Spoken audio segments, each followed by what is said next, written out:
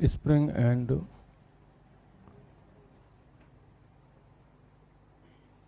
Spring balance. ऐसा तराजू जो कि स्प्रिंग की मदद से सामान को तौलता हो उसे स्प्रिंग बैलेंस बोलते हैं। ठीक, स्प्रिंग हमने हर जगह देखी, हम शुरू में बता चुके हैं। जिस दिन पहला लेक्चर था उसमें हम ऑलरेडी बता चुके थे कि भाई स्प्रिंग कहाँ कहाँ होती है। गाड़ी के सॉकर से लेके चश्मे की डंडी तक में होती है। हाँ, अगर वैसा वाली है तो हाँ, छोड़ोगे तो वापस हो जाएगी। ठीक, इवन इस गेट के दरवाजे में भी है। ठीक, कोई भी चीज़ जो दबाने पे वापस ला रही है या खींचने पे वापस आ रही है, डेफिनेटली वहाँ स्प्रिंग लगी होगी। ठीक, तो स्प्रिंग ऐसी होती है भाई, ऐसी कुछ छल्लेदार होती है, आपने देखी भी होगी। ये स्प्रिंग की नेचुरल लेंथ है। नेचुरल लेंथ का मतलब अभी ना तो ये खिंची है और ना ही तनी है, मतलब कोई फोर्स नहीं लगाएंगे तो स्प्रिंग ऐसे रहेगी। ठीक, अब अगर कोई एक्सटर्नल फोर्स लगा के इस ब्लॉक को खींचता है यहाँ तक या दबाता है तो स्प्रिंग इसका विरोध करती है और ये वजह है कि उस ब्लॉक को छोड़ने पे वापस आ जाती है। ठीक, तो जो पीछे की तरफ फोर्स लगेगा स्प्रिंग फोर्स एफ एस का मतलब यहाँ पे स्टैटिक फ्रिक्शन मत समझिएगा, एफ एस बराबर होगा माइनस के एक्स, जहाँ पे एफ एस का मतलब है स्प्रिंग फोर्स। माइनस साइन क्यों लगाया? अपोज करेगी। कहने का मतलब है कि अगर खींचेंगे बाहर की तरफ तो स्प्रिंग फोर्स अंदर की तरफ लगेगा और अंदर की तरफ दबाएंगे तो स्प्रिंग फोर्स बाहर की तरफ लगेगा। ठीक, कोई दिक्कत? ये दोनों तरफ लगता है, मतलब कुल मिला के इसको करना है अपोज। अपोज का मतलब अगर इस ब्लॉक को तुम बाहर खींचोगे तो जैसे ही छोड़ोगे स्प्रिंग किधर ले जाएगी? अंदर, और अगर अंदर की तरफ दबाओगे तो बाहर। सॉकअप का काम यही होता है, गड्ढे में गाड़ी दबती है और फिर अपनी पोजीशन पे वापस आ जाती है, आसानी की दबी रह जाए, है ना। ठीक है, के को हम बोलते हैं स्प्रिंग कांस्टेंट। अब इसके अंदर क्या क्या है बताता हूँ आपको। ये ना बताते हो कि स्प्रिंग कितनी मोटी है। भाई स्प्रिंग एक तो बॉल पेन में पड़ी है और एक कार में लगी है, अब दोनों की मोटाई में बड़ा अंतर है। और तो छोड़ो, ट्रेन में भी लगी होती है नीचे, टॉयलेट के जहाँ से अपन चढ़ते हैं नीचे देखोगे तो छल्ले लगे रहते हैं 3-4, 100% देखी होगी। जहाँ से हम ट्रेन में चढ़ते हैं ना, 2-3 सीढ़ियाँ होती हैं, उसके ठीक नीचे देखना ट्रेन में मोटे मोटे छल्ला। वो स्प्रिंग की औकात कितनी होगी सोचो, पूरा ट्रेन का लोड लेकर रखी है। ठीक, एक अपनी गाड़ी में भी लगी होती है, एक बाइक में लगी होती है, तो स्प्रिंग तो सारी एक बॉल पेन में है जो आसानी से दब जाएगी। तुमने ऐसे किया कर दब गई। तो अब ये ना बताते कि स्प्रिंग कितनी मोटी है, स्प्रिंग कितनी लंबी है, स्प्रिंग का मटेरियल क्या है। ठीक, हम डिफाइन करते हैं स्प्रिंग कांस्टेंट। जिस स्प्रिंग का जितना स्प्रिंग कांस्टेंट ज़्यादा, उसको खींचने या दबाने में उतनी ज़्यादा ताकत लगानी पड़ेगी। कोई दिक्कत? सिंपल सा हिसाब है, जिस स्प्रिंग का स्प्रिंग कांस्टेंट जितना ज़्यादा, उसको खींचने या दबाने में स्प्रिंग फोर्स या उतना ज़्यादा लगाना पड़ेगा। कोई दिक्कत? सही है, ठीक। तो स्प्रिंग बैलेंस कुछ ऐसी होती है, बात वही है, उसमें भी स्प्रिंग ही लगी होती है। लेकिन स्प्रिंग बैलेंस की एक खास बात होती है जो शायद आपको नहीं पता, कि स्प्रिंग को हम दबा भी सकते हैं और खींच भी सकते हैं, लेकिन स्प्रिंग बैलेंस को हम दबा नहीं सकते। कभी नहीं सुना हो किसी स्प्रिंग बैलेंस की रीडिंग निगेटिव में आ रही हो। सिलेंडर लगाया तो खिंच तो गई, छोड़ोगे तो एक जगह आ जाएगी नेचुरल। लेकिन तुम सोचो इसको दबा लें तो यहाँ पे एक छोटा सा हुक लगा होता है यहाँ पे, तो कुंदा अंदर नहीं जाता। तो स्प्रिंग बैलेंस सिर्फ क्या हो सकती है? खींच सकती है, मतलब कि इलोंगेटेड तो हो सकती है लेकिन हम कंप्रेस नहीं कर सकते। कारण सिंपल ये कि ये वाला जो लोहा लगा ना वो यहाँ पे अड़ जाएगा या कुंदा अड़ जाएगा। ठीक, तो स्प्रिंग बैलेंस का सवाल कभी भी आए तो ये मत सोचना कि ये दब सकती है, ये हमेशा क्या होगा? खींचेगी। ठीक, कोई दिक्कत? कोई दिक्कत तो नहीं। एक्स क्या है? नहीं, change in length of spring.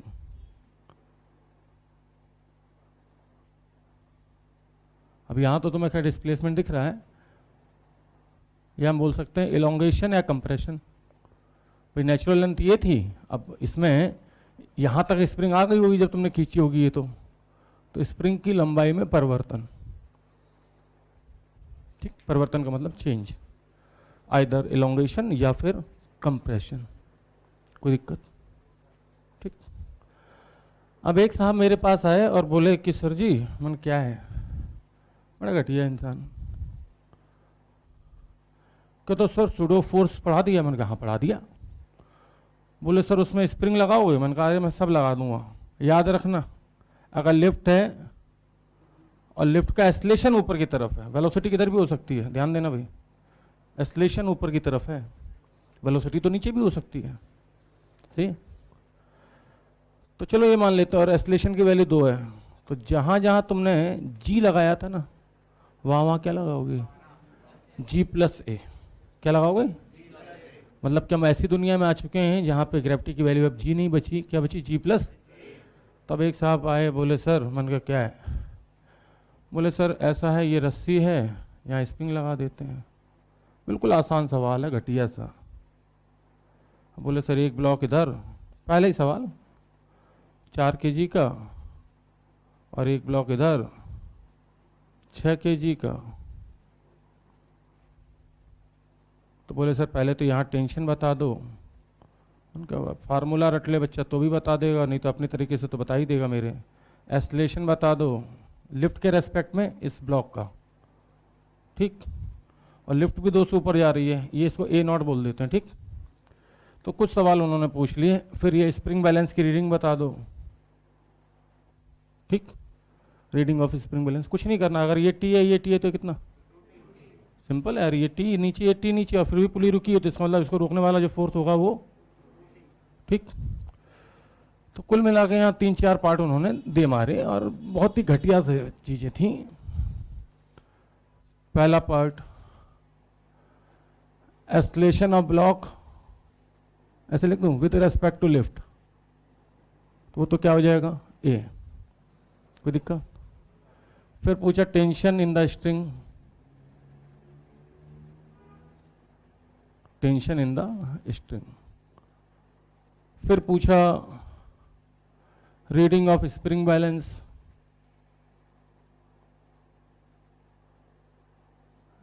Spring balance short में। फिर पूछा acceleration of block with respect to earth, कोई दिक्कत नहीं है मुझे लगता है, रिलेटिव आप पढ़ चुके हैं। मुझे अच्छे से पता है कि अगर ये 4 से ऊपर जा रहा होता और ये लिफ्ट खुद 2 से ऊपर जा रही है तो 6 आ जाएगा, सही ना? पता है ना, बॉल चल रही है, प्लैंक चल रहा है, वही चीज़ है। कल तक प्लैंक का नाम प्लैंक बोलते थे, आज प्लैंक की जगह लिफ्ट हो गई है, लिफ्ट के ऊपर बॉल चल रही थी, वहाँ प्लैंक के ऊपर बॉल चल रही थी, यहाँ पे ब्लॉक चल रहा है, कोई दिक्कत?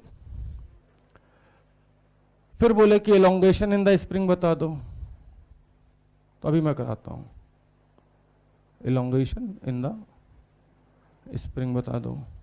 स्प्रिंग कांस्टेंट इस केस में उन्होंने दे दिया कि भाई के की वैल्यू जो है वो 100 न्यूटन पर मीटर है, ठीक, 100 न्यूटन पर मीटर या 1000 न्यूटन पर मीटर मान लो, कुछ भी नहीं, कोई अंतर नहीं है, जितना कोई भी वैल्यू दे दे। अब देखो भाई ध्यान से सुनना, यहाँ मैंने दोनों कंसेप्ट यूज कर लिए, बल्कि तीनों यूज कर लिए। मैंने सूडो फोर्स वाला भी यूज कर लिया, छोटा सा ही। फिर मैंने कहा कि पुली मास सिस्टम का भी यूज कर लिया, किसी को और पुली में एस्लेशन निकालने नहीं आएगा तो वो नहीं निकाल पाएगा। फिर धीरे से मैंने स्प्रिंग भी ऐड कर दी और साथ में रिलेटिव भी ऐड कर दिया, सही है। तो यार मुझे ये पता था कि यार कल तक मैं करता, कल तक तो मुझे यहाँ 60 - 40 लिखना था, है ना, याद कीजिए, इधर 60 इधर 40, लेकिन अब 12×6 = 72, पता चला? क्योंकि अब हम ऐसी दुनिया में आ चुके हैं जहाँ ग्रेविटी की वैल्यू 10 नहीं बची, 12, और इधर 12 चौको 48। वैसे आप डायरेक्ट भी फार्मूला ला सकते हो, m2g - m1g, लेकिन g की जगह g+ ही कर देना, बात एक ही है, ठीक। तो कितना आया एस्लेशन? 72 - 48 करो भाई, 24/10। पता है 2.4 क्यों आ रहा है, 2 क्यों नहीं आ रहा? क्योंकि 2 निकलता तब जब हम खाली ग्रेविटी लेते हैं भाई। 60 - 40, ठीक, अपॉन क्या 10, तो कितना आ जाता? 20/10, 2। लेकिन 2.4 क्यों आ रहा है? फार्मूले से भी निकाल के दिखा सकता हूँ मैं तुम्हें, बस तुम इतना ध्यान रखना कि फार्मूले में अब m2 minus m1 upon m1 plus m2, लेकिन g जहां होता था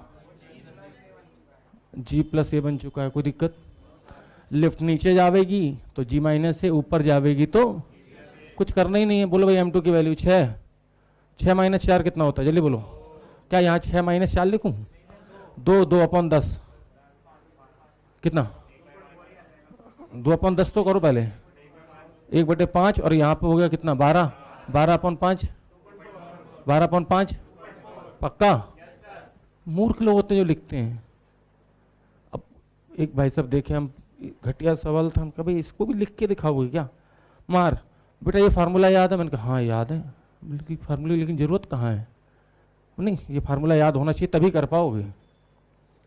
m2 6, m1 4, 6 4 10, फिर यहाँ जो है बाकायदा वैल्यू रख के, ठीक, 2 अपॉन, बोलो बच्चों 2 अपॉन 10। मैंने कहा बहुत तगड़ा कंसेप्ट चल रहा भैया, है ना। खैर ये 2.4 से ऊपर। किसी साहब ने कहा कि टेंशन बता दो। अब टेंशन के लिए उनके पास नया फार्मूला था, वही कल वाला जब अपन ने, क्या था याद है? 2m1 m2, पहला सवाल याद करो, अपॉन m1 प्लस m2। मैं तो कहता हूँ ये फार्मूला सिर्फ यूजलेस है। ठीक भाई, आलू मेरा थोड़ा महंगा हो गया तो क्या हुआ? आलू मेरा थोड़ा महंगा हो गया, 2.4 kg का रेट है, तो क्या यार बता नहीं सकते? बोलो भाई टेंशन कैसे निकलेगी? 2 6 चौको अपॉन 10 इंटू 12, पता चला कितना? या तो लोग टाइट ऑफिस हो गई।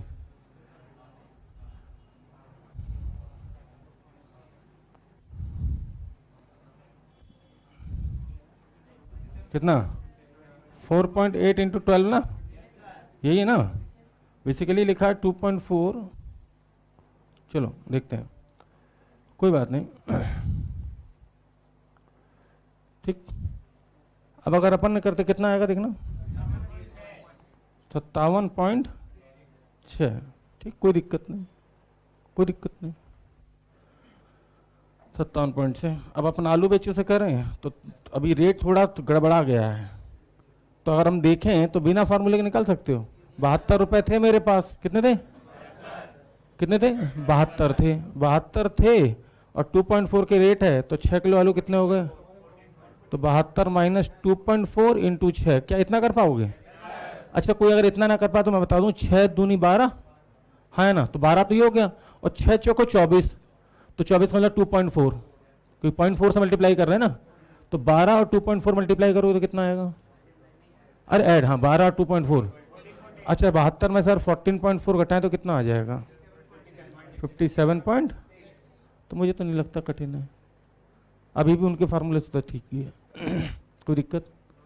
अब कोई पूछ रहा है कि यार इसका इंस्टॉलेशन ग्राउंड के, चलो ब्लॉक का हो गया, स्प्रिंग बैलेंस की रीडिंग कितनी होगी? 57.6, तो भाई इसका आ गया 57.6, इसका आ गया 2.4, और इसका आ जाएगा, बहुत सही, कोई दिक्कत नहीं। अपन मल्टीप्लाई क्यों करें? 4 ऑप्शन में देखेंगे 100 से बड़ा कौन सा है, 114 के आसपास मारना, तो काहे के लिए मल्टीप्लाई करेंगे? ठीक, सब्जेक्टिव कहाँ कर रहे हैं, क्या मेरी बात समझ रहे हैं आप? ऊपर पेपर में कहीं लिख के नहीं आता, कृपया पूरा सॉल्व करके सही आंसर भरें। तो हमेशा कैलकुलेशन अवॉइड करने के लिए अप्रॉक्सीमेट आंसर ढूंढा करो। भाई एक दिया 114 पॉइंट कुछ, एक दिया 180, 120, 140, 95, साफ दिख रहा है कि 114 के आसपास ही आएगा। ठीक, acceleration of block with respect to earth, तो आपको बता दें कि 4 kg का एस्लेशन आएगा। ये बताओ, ये 2.4 से ऊपर जा रहा है, लिफ्ट जा रही 2 से ऊपर, तो टोटल अर्थ के रेस्पेक्ट में कितने से ऊपर जा रहा है? क्या ये भाषा समझ में आ रही है आपको? तो 4 kg का आ जाएगा 4.4। ठीक, और इसका देखें तो 2.4 से नीचे जा रहा है, जबकि लिफ्ट इसको 2 से ऊपर ले जा रही है, तो नेट कितना?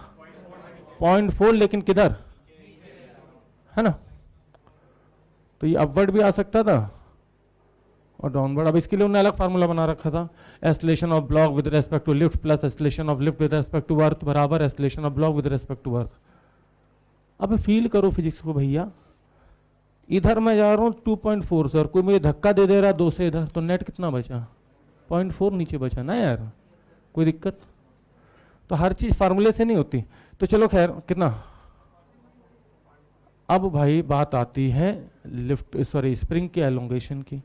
स्प्रिंग फोर्स पता चल गया कितना है, जल्दी बोलो यार। 115.2। अब जैसे स्प्रिंग फोर्स पता चल जाए, फोर्स पता ही है और मुझे पता है कि बराबर kx होता है, तो x तो कोई भी निकाल लेगा। तो भैया एक साहब आए बोले सर इस एलोंगेशन भी बता दो। मैंने कहा यार इससे आसान कोई चीज़ नहीं है, तुम कर रहे हो स्प्रिंग फोर्स 2t बराबर kx, ठीक। अब 2t की वैल्यू, वो चांस की बात है कि ऐसी आ रही, कितनी आएगी? 115.2 बराबर 1000। क्यों, मैं k की वैल्यू यही दे दूं क्या? 115.2 समझ गया ना, ऐसी दे दी जाती ताकि आंसर जो है वो सिंपल सा आ जाए। चलो 1000 लेके भी करेंगे तो x जो है ना 11.52 अपॉन 1000, लेकिन मीटर में है। किसमें? मीटर में। क्यों है भाई? क्योंकि ये वैल्यू कितनी दी थी? न्यूटन पर मीटर, न्यूटन पर मीटर। ऐसे कोई बोले कि 1000 न्यूटन पर मीटर, तो क्या आप इसको 1000 मतलब कितना न्यूटन पर सेंटीमीटर में कन्वर्ट कर पाओगे? कितना? 10। बिल्कुल सही है। 1 मीटर में होते हैं 100 सेंटीमीटर। कितने होते हैं? तो 100 सेंटीमीटर में भाई इसको मैं ऐसे लिख सकता हूँ ना, 1000 न्यूटन पर 100 सेंटीमीटर। अब पता चला कि ये लो तो 10 न्यूटन पर सेंटीमीटर। तो हम चाहें तो इसको मीटर में कन्वर्ट ना करें तो ऐसे भी कर सकते हैं, लेकिन फिर किस में आएगा आंसर? वो डिपेंड करता है कि भाई 11.52। तो भाई क्या ये सवाल कठिन था? अरे अत्यंत झंड सवाल है।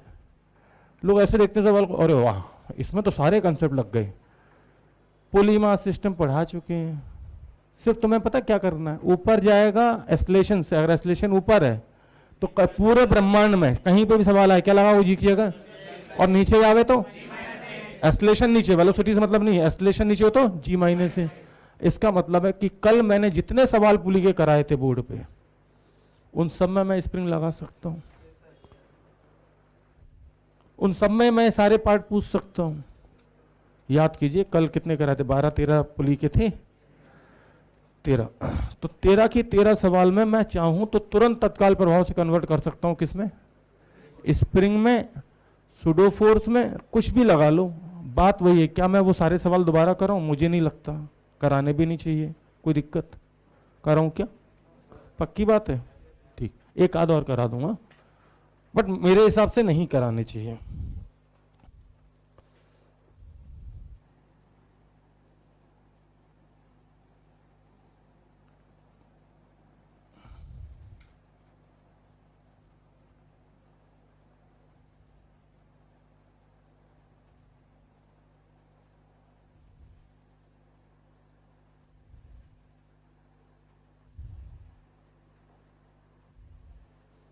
आपको याद होगा ये सवाल हमने रस्सी लगा के करवाया था आपको, और यहीं से झूला बताया था। झूला याद आया किसी को? तब स्प्रिंग नहीं लगी थी, यहाँ पे क्या लगा था? जल्दी बोलो भाई। रस्सी लगी थी, याद है?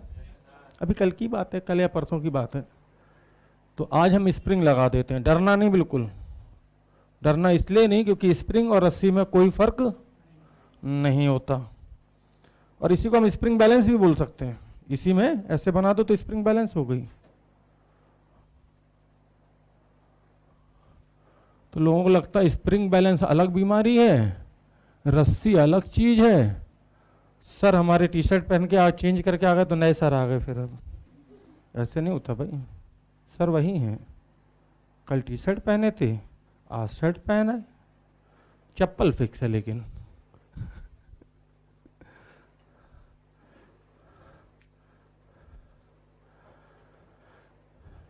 तो यहाँ पे बहुत सारी स्प्रिंग बैलेंस है और इन सब में इलोंगेशन बताना है। क्या बताना है? इलोंगेशन। साथ में इनकी स्प्रिंग बैलेंस की रीडिंग बतानी है। स्प्रिंग बैलेंस को हम नंबर दे देते हैं S1, इसको नाम दे दें S2, इसको नाम दे देते हैं S3, इसको नाम दे देते हैं S4 और इसको नाम दे देते हैं S5। S2 थोड़ा छोटा लिख दिया मैंने, एज यूजुअल मेरी आदत है छोटा लिखने की, तो बड़ा लिख देता हूँ।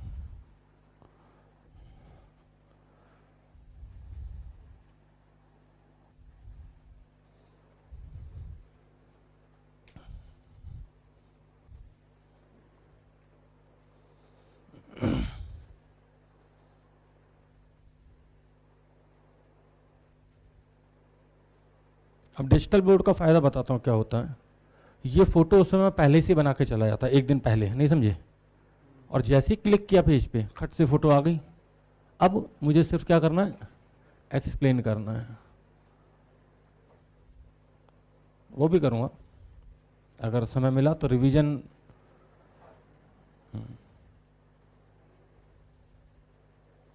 क्योंकि अभी भी बहुत सारी जनता सोई पड़ी है, अभी हैं कोरोना मना रहे हैं, दिवाली मन गया, फिर से कोरोना फैल गया ना, फिर से आ रहे थे, फिर सर अभी कोरोना आएंगे नहीं आए, ठीक ठीक है। अब जनता आएगी फरवरी के आसपास, फरवरी में आके बोलेगी अप्रैल तक कंप्लीट कर दोगे क्या? मैं शर्म कर लुच्चे, इससे ज़्यादा तो नंबर ऑफ लेक्चर्स, मतलब नंबर ऑफ चैप्टर्स हैं भाई, फिजिक्स से मान के चलो कि 35 चैप्टर के आसपास हैं 11th-12th मिला के। हाँ कर दूंगा, मैं कर दूंगा 100%। डिजिटल बोर्ड हुआ तो कर दूंगा यार, 1 घंटे में कम से कम नहीं तो 25 स्लाइड जाएंगी भाई। PDF दे दिया, उसका तो पढ़ता रहे अपने।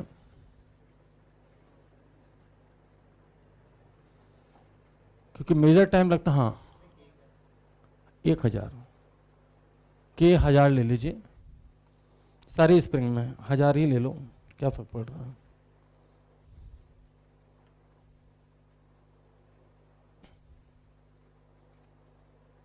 हजार न्यूटन पर मीटर या फिर 10 न्यूटन पर सेंटीमीटर, 1000 न्यूटन पर मीटर या फिर 10 न्यूटन पर सेंटीमीटर। इन सारी स्प्रिंग का स्प्रिंग कांस्टेंट फिक्स कर देते हैं, क्या बार बार चेंज करेंगे, 10 न्यूटन पर सेंटीमीटर।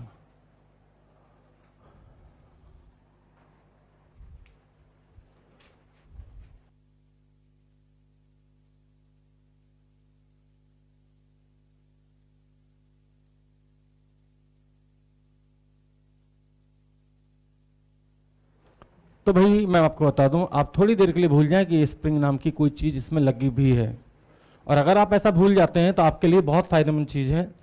क्या मुझे बता सकते हैं, यहाँ पे 2 तो 20 नीचे, तो यहाँ टेंशन कितनी आएगी? जल्दी बोलो यार, बस टेंशन बता दो। 20, आगे बढ़ो फटाक से। कितनी पता चला? पता चला पक्का? भाई ये झूला बड़ा ले लिया। 60 कितना? 120, 190 और 200, सही है। अब मुझे ये पता है टेंशन का मतलब भी स्प्रिंग फोर्स होता है और बराबर kx, तो kx ये 5 लिख दें तो x5 आ जाएगा 20 सेंटीमीटर। पता चला? क्योंकि यूनिट मैंने पहले मीटर से सेंटीमीटर में कन्वर्ट कर दी थी। बोलो भाई, सीधे बोलो आंसर। अरे यार ये x5 था ना, चलो नीचे चलें। हाँ ये कितना? 2, बिल्कुल सही। 20 से 10 ही तो करना है, बोले ली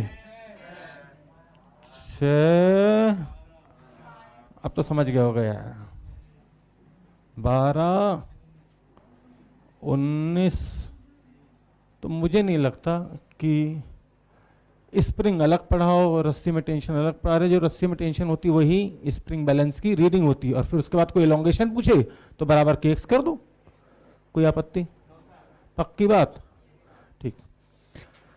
तो अगला सवाल आपके सामने ये रहा, मैं इधर वाला मिटा देता हूं तब तक।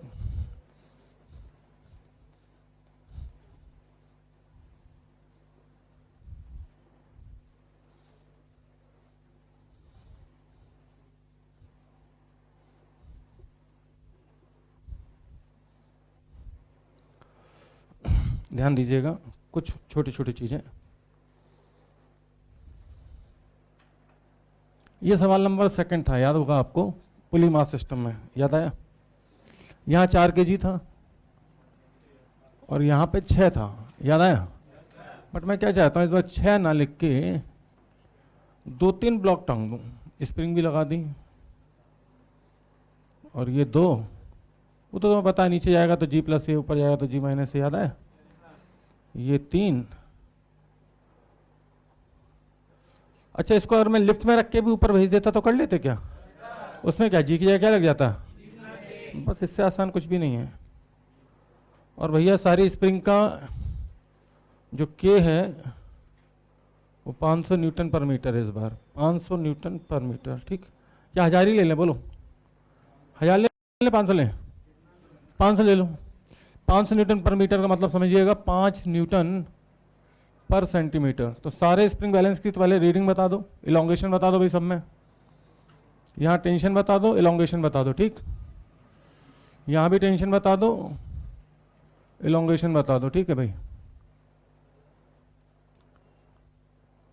यहाँ भी टेंशन बता दो और इलोंगेशन बता दो। और ये तभी बता पाओगे जब इसका एस्लेशन बता पाओगे आप, तो एस्लेशन भी बता दो मुझे। कहने का मतलब मेरे हिसाब से तो ये सवाल कल ही वाला है,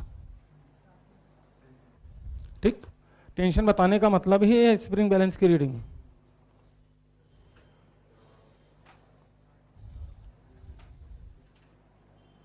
अब अगला सवाल गौर फरमाएं।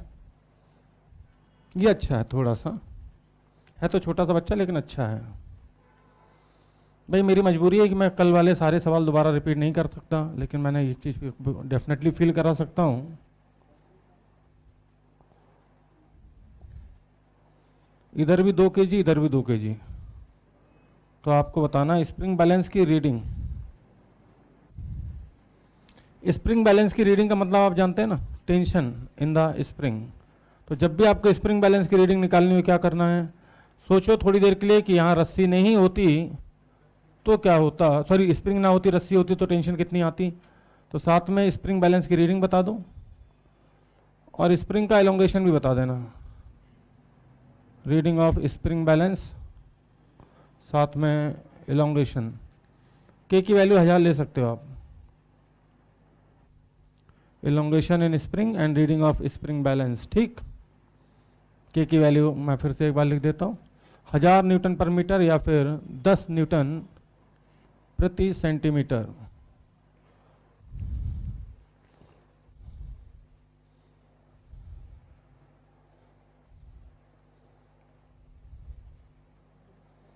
कुछ आसान कुछ घटिया सवाल।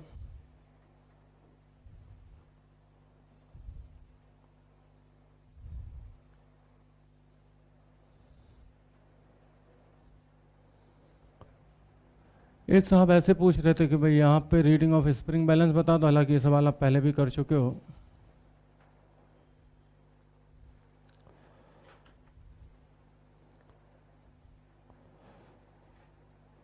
के की वैल्यू अगर मैं ना दूं तो 1000 ले लेना, ठीक है ना?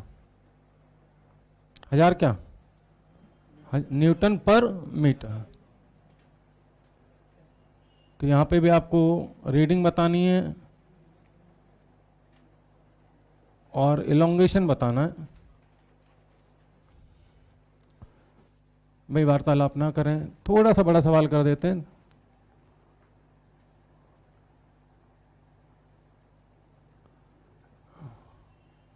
बड़ा कुछ भी नहीं है, सिर्फ साइज बड़ा है।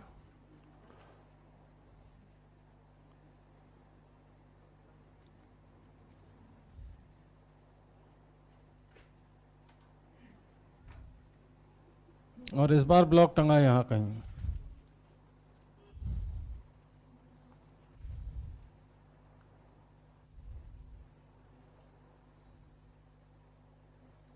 और स्प्रिंग हमने लगाई यहाँ पे। सवाल वही, सोच नहीं, स्प्रिंग की रीडिंग बतानी है, स्प्रिंग बैलेंस की, साथ में बताना है इलोंगेशन इन स्प्रिंग x0, ठीक है भाई? अब ये सवाल बड़ा कॉमन है, हर जगह पूछा जाता है, प्लीज ध्यान दीजिए। एक यहाँ पे 6 किलो का ब्लॉक है और एक ब्लॉक है 4 किलो का है यहाँ पे। मुझे नहीं पता स्प्रिंग अभी नेचुरल लेंथ में या खिंची हुई है, आपको खुद सोचना है। 4 किलो का ब्लॉक, 6 किलो का ब्लॉक, दिखाई दे रहा सबको? अरे बोलो। ठीक, बाद में नोट कर लेना। यहाँ पे एक फोर्स लगाया मैंने 200 न्यूटन का, कितना लगाया? और यहाँ पे मैं बोल रहा हूँ कि इस ब्लॉक का जो एक्सेलरेशन है वो 10 है, तो पीछे वाले ब्लॉक का एक्सेलरेशन क्या होगा ये बताना है आपको। ठीक, साथ में ये बताओ कि स्प्रिंग कितनी दबी है या कितनी खिंची है। ठीक, change in length of the spring, मुझे भी ये भी नहीं पता कि स्प्रिंग खिंची है कि दबी है। साथ में अगर के की वैल्यू 1000 है या 10 न्यूटन पर सेंटीमीटर, तो आप ये बताओ कि, ठीक है अभी छोड़ो, स्प्रिंग फोर्स कितना लग रहा होगा। साथ में स्प्रिंग फोर्स की वैल्यू बता दो। एफ एस का मतलब क्या है यहाँ पे? Spring force. स्टैटिक फ्रिक्शन मत समझना, क्योंकि फ्रिक्शन तक पहुंचे नहीं है।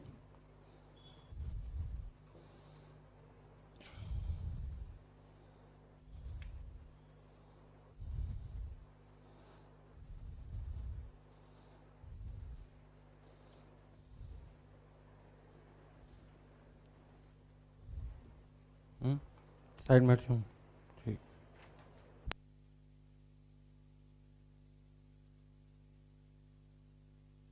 क्या आपने ये सवाल नोट कर लिया है? पक्की बात?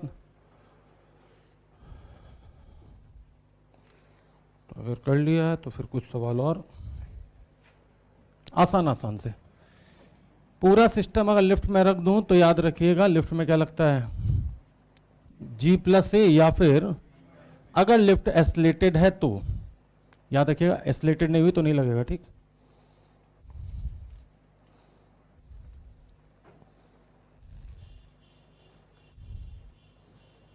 एक और इंक्लाइन प्लेन, ये सवाल भी आपको कल कराया जा चुका है। 30 का एंगल, ये वाला मास 4 kg, बातें नहीं, और ये वाला 6 kg।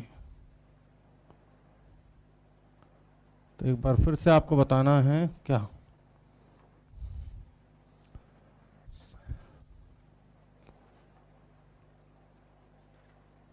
टेंशन बता दो और एलोंगेशन बता दो। इसको लिफ्ट में रखी दें क्या? चलो रख देते हैं। लिफ्ट में रखने पे थोड़ी सी कैलकुलेशन चेंज हो जाएगी, बढ़ेगी हल्की सी। लिफ्ट का एक्सेलरेशन दे देते हैं ऊपर, कितना? 2 दे दें। अब दिखेगा, हम हटेंगे तो दिखेगा। तो भाई सबको पता है कि जी की जगह क्या लगेगा? G+A। तो कैलकुलेशन थोड़ी सी बढ़ जाएगी, बट मुझे तो एलोंगेशन चाहिए। इसका एक्सेलरेशन अगर मैं A मान लूँ और इसका A मान लूँ तो आप रिलेटिव भी लगा सकते हो। ऐसा सेम सवाल अभी थोड़ी देर पहले कराया था। A चाहिए, T चाहिए। T का मतलब ही है कि स्प्रिंग बैलेंस की रीडिंग चाहिए।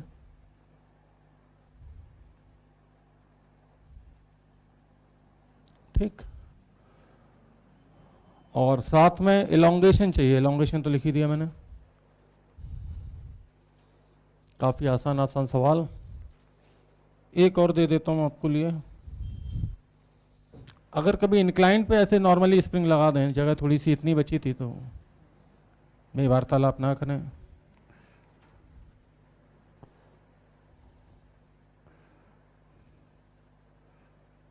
के की वैल्यू वही 10 न्यूटन पर मीटर, स्मॉल एन का मतलब सॉरी 10 न्यूटन पर सेंटीमीटर। के की वैल्यू 10 न्यूटन पर सेंटीमीटर। ब्लॉक 10 kg का है, तो आपको यहाँ बताना है स्प्रिंग फोर्स बताना है कितना लग रहा होगा, और स्प्रिंग में एलोंगेशन बताना है, क्योंकि mg sin थीटा नीचे लगेगा तो स्प्रिंग खिंचेगी, दबेगी नहीं।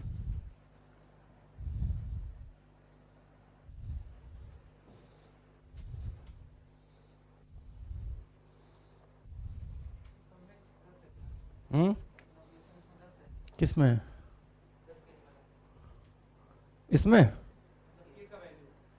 के का वैल्यू 10 ले लो। हाँ, सब में 10। के की वैल्यू वही ले लो जो नॉर्मल अपन लेते हैं, 10 न्यूटन पर सेंटीमीटर या फिर 1000 न्यूटन पर मीटर। 1000 ले लो, लेकिन तब आंसर मीटर में आएगा। एलोंगेशन फिर मीटर में आएगा। नॉर्मली आंसर होता है सेंटीमीटर में, है ना? सही है, सारे हो गए।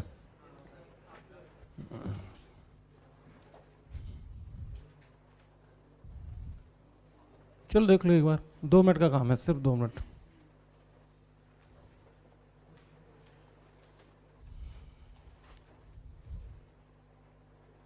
सौ,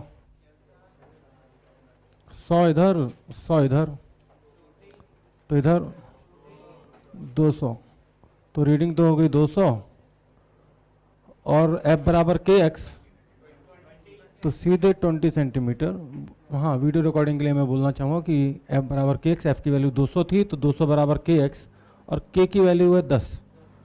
ठीक, 10 का मतलब सेंटीमीटर में 10, तो 10 न्यूटन पर सेंटीमीटर के हिसाब से ये आ गया। ठीक, ध्यान दें भाई, अगर इसको भी ध्यान से देखोगे तो ये भी हो जाएगा, ये टी, ये टी, तो ये 2t, तो रस्सी सेम, तो ये भी कितना 2t, तो ये फ्रूटी, फ्रूटी मतलब 40, ये फ्रूटी और ये भी 40, पता चला? तो ये कितना हुआ? अब मुझे यार बिल्कुल पता है कि t की वैल्यू तो 200 है, दिखा, t अगर 200 होगा तो 80, 1600 का मतलब ही है कि अगर मैं 10 से डिवाइड करूंगा तो 160, कोई दिक्कत?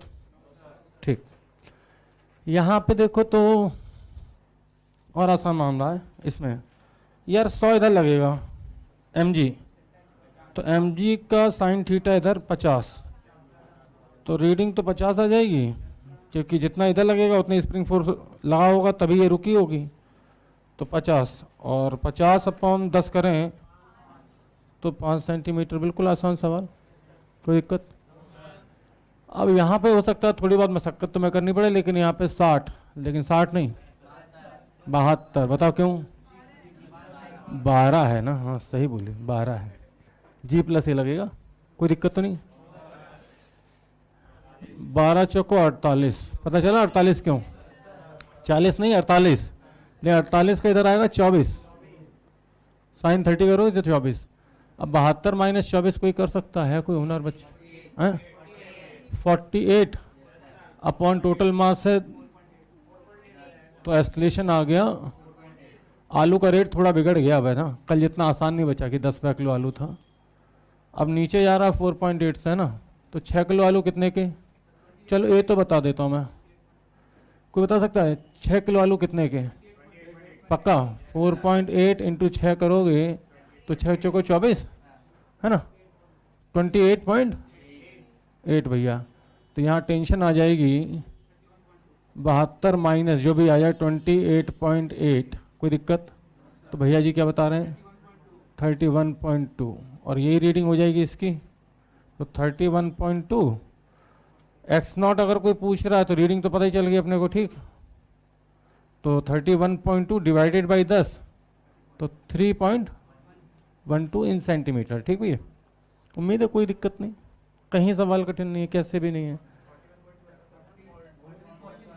ये 41 आएगा, चलिए भाई 41 लिख देते हैं, हमें 31 सुनाई दिया था तो हमने गलती कर दी, कोई बात नहीं, क्षमा कर दीजिए हमें।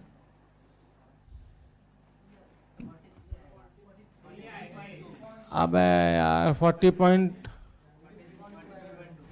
पॉइंट पक्का है, अब माइनस से ढंग से कर लो, मैं नहीं कर रहा तो मतलब तो मजे ले रहे हो मेरे हैं, 3 बार चेंज करवा चुके, आप जो भी है भैया माइनस खुद से कर लेना। ठीक, 43 पॉइंट, चलो भाई माइनस तो ये मानते हो कि आप कर लेंगे। अब यहाँ जाते हैं, ये 3 ब्लॉक है कि 1 ब्लॉक है? एक है, कितने का? 6, तो 6 इधर, उधर तो कोई लग नहीं रहा है, तो 6/10 kg एस्केलेशन 6, पता चला? 6 का मतलब 60/10 हो गया 6। अब 6 का एस्केलेशन है तो यहाँ तो टेंशन में ऐसे बता देता हूँ 24, हाँ है ना, अरे बराबर है, मैं 6 चौको 24 सीधे दिख रहा है। अच्छा नीचे जाते हैं तो G प्लस ए लगाते हैं, G माइनस ए, ठीक सही ना, 6 मीटर प्रति सेंटीमीटर यूनिट देख लेना अपने हिसाब से। अब बताओ भाई यहाँ पे G माइनस ए लगाएं तो ए की वैल्यू है 6 और G की थी 10, तो G माइनस ए होगा 4, तो 4 एकम 4, कोई दिक्कत? 4 चौको 16 और ये कितना? 4 छिंग 24, पता चला कैसे आया? G माइनस से 4 है तो मैं मल्टीप्लाई कर रहा हूँ सिंपली। अब 4 है ये, तो इलोंगेशन पूछ रहा है, तो 4/10, 4/10 हाँ क्या, अच्छा 500 दिया है, ओके, तो 4/5 कर लो भाई, 5 न्यूटन पर सेंटीमीटर, तो यहाँ तो 4/5 लिख देते हैं, 0.8 लिख सकते हैं इसको, है ना, इसको 0.8 लिख लो, 0.8 हुआ ना ये, इसमें हाँ 3.2 पक्का, और इसमें कुल मिला के कंसेप्ट समझ में आ जानी चाहिए यार, और कोई मतलब नहीं है। इसकी रीडिंग कौन बताएगा? बिल्कुल सही जवाब। इसमें चारों ऑप्शन ऐसे होते हैं, एक तो 0 होता है, एक 40 होता है, 20, क्योंकि मुझे ध्यान दो, लोग कैसे सोचते हैं इधर से इधर फोर्स कट गए, फोर्स नहीं कटते भैया। बताओ भैया, अगर मैं यहाँ से देखूँ तो ये 20 kg है, और इधर टेंशन कितनी आएगी 20, अब वही टी पूरे में है, तो इधर भी टी कितना आएगा, इक्विलिब्रियम में तो 20 ही आएगा, चाहे लेफ्ट से निकाले और राइट से, टी की वैल्यू कितनी आएगी 20। हालांकि बेवकूफ़ बनाने के लिए ऑप्शन तीनों मौजूद हैं, 0 भी मौजूद है, 40 भी मौजूद है, जो ज़्यादा कर लगाते हैं 20 इधर 20 इधर, उनके लिए 40 मौजूद, लेकिन आंसर क्या है 20। सोचो अगर टेंशन 40 हो जाए यहाँ पे, तो ये ब्लॉक ऊपर चला जाना चाहिए, लेकिन क्या ये ब्लॉक ऊपर जाएगा? और सोचो इधर 40 और इधर भी 40 टेंशन, तो दोनों तरफ से ऊपर भाग रहा है अपने आप, तो ऐसा तो हो नहीं सकता। कोई दिक्कत मित्तल जी? कभी नहीं आती, एक साइड से तो कभी चीज कोई आप खींच ही नहीं सकते, जब तक एक साइड कोई फिक्स नहीं करोगे तब तक एक साइड से तब कुछ खींच ही नहीं सकते। एक रबर बैंड दे देते हैं और कह रहे हैं एक हाथ से खींच के दिखा दो मुझे, या तो फिक्स करो या उधर दूसरी साइड में कुछ ना कुछ लटकाओ, समझो बात से। एक तो मैं इलास्टिक दे देता हूं, नॉर्मल इलास्टिक, और कह रहा हूं एक हाथ से खींच के दिखा दूं, या अरे कैसे खींचेगी, मास्क खींच के देखो, रबर बैंड कोई भी देख लो, ठीक। इसका साफ मतलब होता है कि हमें खींचने के लिए इक्वल एंड, वैसे मैं आपको बता दूं कि स्प्रिंग में जब हम इधर दिखाते हैं ना, ये वाला पार्ट ध्यान देना भाई, और हम ये बोलते हैं कि स्प्रिंग फोर्स इधर से लगा, ध्यान देना भाई, एक्स आगे ले गए तो हमने कहा स्प्रिंग फोर्स इस ब्लॉक पे पीछे लगा, तो आपको बता दूं दीवार पे भी एक्शन रिएक्शन से, सही है, कोई दिक्कत तो नहीं। अगर ये फोर्स बहुत ज्यादा हो जाए तो कई बार हुक भी टूट जाता है, उधर से दीवार तक खींच जाता है। अगर वेल्डिंग हल्के से है, मान लो सीमेंट लगी है, सीमेंट हल्की लगी है, तुमने रख के खींच दिया तो पता चला हाथ में ही आ गया, कोई दिक्कत, ठीक। तो भैया आपको बता दें ये भ्रम था, मायाजाल था, जिसमें कि बहुत सारे लोग फंस गए। हाँ, सिर्फ फंसा वही नहीं जिसने सवाल पहले से कर रखा था, फंसा वही नहीं जिसने पहले से कर रखा था, सही है, पहले से किया हुआ था तुम्हारा, हाँ भाई पता है, रेज्यूम शीट में एलएन में भी होगा, ठीक है, कोई टेंशन नहीं। तो बताओ यार इसका आंसर क्या आएगा? 2 सेंटीमीटर, मुझे नहीं लगता कहीं कोई दिक्कत है। कोई बचा? ये बचा, गौर फरमाइएगा। अब इसको लोग लिख लिख के करते हैं, मेडिकल वाले तो इक्वेशन बनाते हैं बेचारे। पहले मुझे ये बताओ सामने, क्योंकि मैं लिखता नहीं हूँ, सीधा आंसर आता अपना, रेजो की शीट में भी है, मेडिकल में भी शीट में आंसर में सब में। मुझे बताओ 4 kg ब्लॉक को 10 के एक्सेलरेशन से ले जाने के लिए नेट फोर्स कितना चाहिए? 10 के एक्सेलरेशन से 4 kg को ले जाने के लिए नेट फोर्स कितना चाहिए? 40।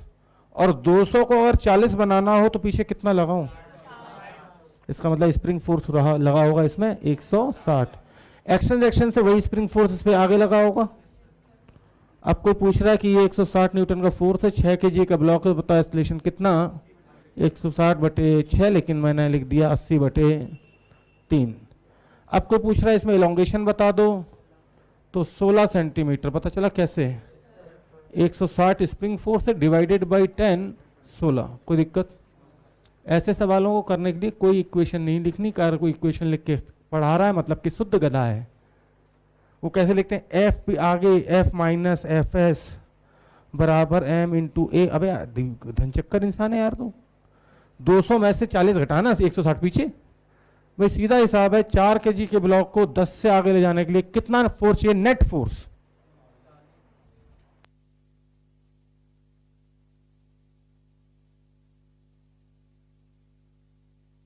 बोलो 200 आगे लगा है, तुम्हारी जेब में 200 रुपया है, और मुझे नेट 40 बनाने हैं, तो कितने निकाल लूँ?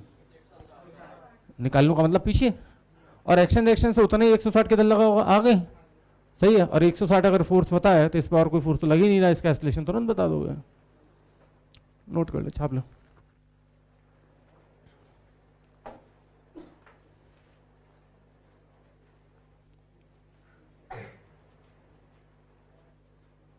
सही था ये? वो एक जगह फंस गए। कितने लोगों के सारे सवाल सही थे? पूरे पूरे? आसान आसान तो है यार।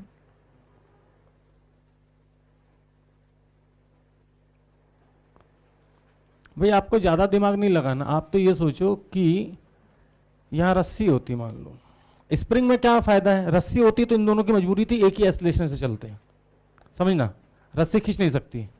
अगर यहाँ रस्सी होती तो फिर मजबूरी हो जाती कि जिससे ये चलेगा उसी से। स्प्रिंग का फायदा क्या है? कि ये अलग चल सकता है और ये स्प्रिंग फ्लेक्सिबल होती है। डंडा फंसा दोगे बीच में तो साथ में चलेंगे, रबड़ बैंड होगी बीच में तो अलग अलग भी चल सकते हैं। भाई फ्लेक्सिबल चीज है ना। भाई इसका आंसर तुरंत चाहिए मुझे, तुरंत। लाइन जरूर टेढ़ी हो रही मेरी, लेकिन प्लीज सामने देखें, बाद में नोट करना। चलो, है ना। 4 kg और इधर 6 kg। ऐसा सवाल हमने पहले भी कराया था। और मैं कह रहा हूं इधर लगा है 40 न्यूटन और इधर लगा है 20 न्यूटन। तो क्या बता सकते पूरा सिस्टम किधर चलेगा? हैं? पक्का राइट ही चलेगा, कोई दिक्कत? ठीक है। तो यार बीच में स्प्रिंग फोर्स बता दो कितना होगा।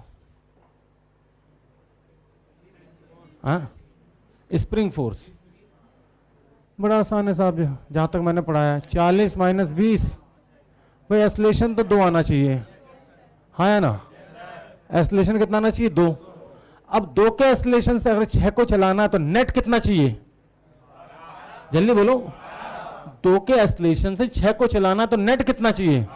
और मेरी जेब में 40 रुपए है और मुझे नेट बचने 12, तो पीछे कितना चेप दूं? 28। सही है। और एक्शन रिएक्शन से ये 28, ये भी 28। सही है। और अगर ये 28 है तो आपको खुद ही दिख जाएगा, ये 2 आ जाएगा। 28 - 20 कितना होता है? 8। 8/4, तो एक्सेलरेशन 2 आ रहा है। सही है, कोई दिक्कत? और इस दौरान कोई पूछे कि यार इसका इलोंगेशन कितना होगा स्प्रिंग का, तो सीधे अपने न्यूमेरिकल वैल्यू के हिसाब से। रट्टा मत मान लेना कि 2.80 आता है, कि के की वैल्यू पता चला हमने सिखाई और बच्चा रट के 1000 होता है हमेशा। सही है भाई। तो उम्मीद करते हैं छोटे मोटे सवाल आप कर लेंगे। अब बस बचा स्प्रिंग को काटना। IIT में आया था पहली बार, स्प्रिंग काट दी थी उन्होंने, बहुत ही घटिया सवाल। रस्सी, अरे कुछ भी नहीं, जो काट दिया वो मर गया, खत्म। जिसको काट दिया वो मर गया, सिंपल है। रस्सी है, ब्लॉक लटका है, रस्सी काट दी, तो बताओ टेंशन कितनी होगी? 0। बस स्प्रिंग का क्या फायदा होता है कि उसमें सडनली टेंशन 0 नहीं होती, स्प्रिंग दबती है, धीरे धीरे दबती है। स्प्रिंग को इसीलिए गाड़ी के नीचे लगाते हैं कि झटका ना लगा। झटका क्यों नहीं लगता? ऐसी चीज जो धीरे धीरे दबेगी और धीरे धीरे वापस आएगी, चाहे वो स्प्रिंग हो, चाहे वो गद्दा हो, चाहे वो रेत हो, ठीक, उसमें आपको झटका नहीं लगेगा, क्योंकि अचानक से वेलोसिटी 0 नहीं होती। यहां से कुछ जाओ रोड पे, हाथ पर सब टूट जाएंगे। बताओ क्यों? क्योंकि F = dp/dt। तो आपकी वेलोसिटी पता चला आप 20 लेके पहुंचे नीचे, और dt टाइमिंग बहुत छोटा है, तो टाइमिंग अगर माइक्रो सेकंड में है तो फोर्स हजारों न्यूटन में लग जाएगा। वही टाइमिंग अगर बढ़ जाए तो फोर्स जो है वो पैर पे कम लगेगा, झटका। और टाइमिंग बढ़ाने का काम कौन करता है? रेत, गद्दा, जो भी चीज दब सकती है। अरे क्रिकेट में भी तो अपन ये करते हैं। मेरे जैसा नाड़ी आदमी अगर गेंद ले रहा है, हाँ, उंगली तोड़वा ले पहले दिन धार से, ठीक। अगर ऐसे लोग तो उंगली टूटनी टूटनी है, और ऐसे लोग तो क्या कर रहे होते हैं उस समय? हम टाइमिंग बढ़ा रहे होते हैं, टाइमिंग बढ़ा रहे होते हैं। F = dp/dt। अब डेल्टा टी अगर माइक्रो सेकंड्स में है, मतलब बॉल आ रही 20 की स्पीड से, मिली सेकंड में या माइक्रो सेकंड में तुमने उसकी वेलोसिटी 0 कर दी, तो जाहिर सी बात है कि नीचे माइक्रो सेकंड है तो 10⁻⁻⁶, -6 ऊपर जाएगा तो 10⁻⁶, तो फोर्स लगेगा मेगा न्यूटन्स में। सिंपल सा लॉजिक है। सिर्फ अच्छी प्रैक्टिस कर लो। एक लिफ्ट है, ठीक, और इसका इंक्लाइंड है ये 30। यहाँ पे एक ब्लॉक लगा 5 kg का, और यहाँ पे एक स्प्रिंग बैलेंस है, और एक पुली यहाँ से निकाली उसने और यहाँ से घुमा के ऐसे डाल दी। क्या आपको पता टी टूटी होता है? और यहाँ पे भी एक स्प्रिंग लगा दे और यहाँ एक ब्लॉक टांग दिया, यहाँ ब्लॉक टांग दिया 5 kg। तो बोला दोनों स्प्रिंग बैलेंस की रीडिंग बता दो, और ऊपर लिफ्ट का एस्लेशन भी दे दिया। कितना दे दें? 2 दे दें, चलो 2 ही दे देते हैं। दोनों स्प्रिंग बैलेंस, ये S1 की रीडिंग और S2 की रीडिंग बता दो। अच्छा, रीडिंग बता दी तो फिर ये बात तो समझो कि इलोंगेशन तो आप बता ही दोगे। रीडिंग बता दी तो इलोंगेशन तो आप बता ही दोगे अनडाउटफुली।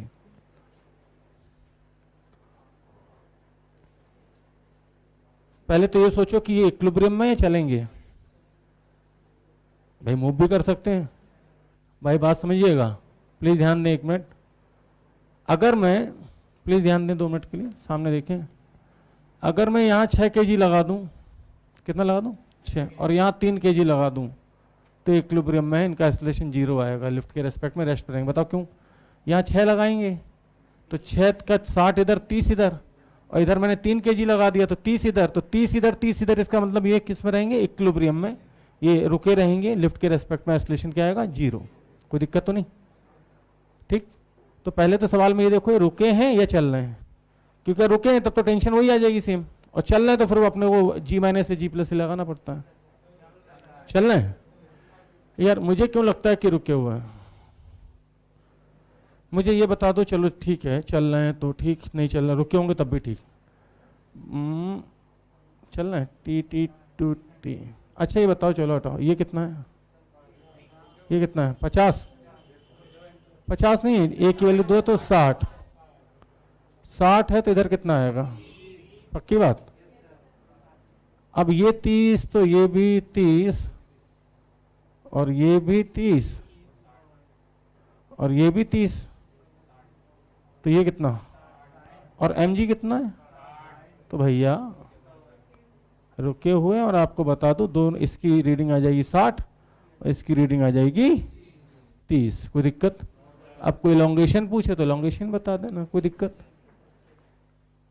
अरे जी शीट में घटिया था, ऐसे घुमा के इधर लगा दी मैंने, थोड़ा सा इधर लगा दी, बस, कोई फर्क नहीं पड़ता।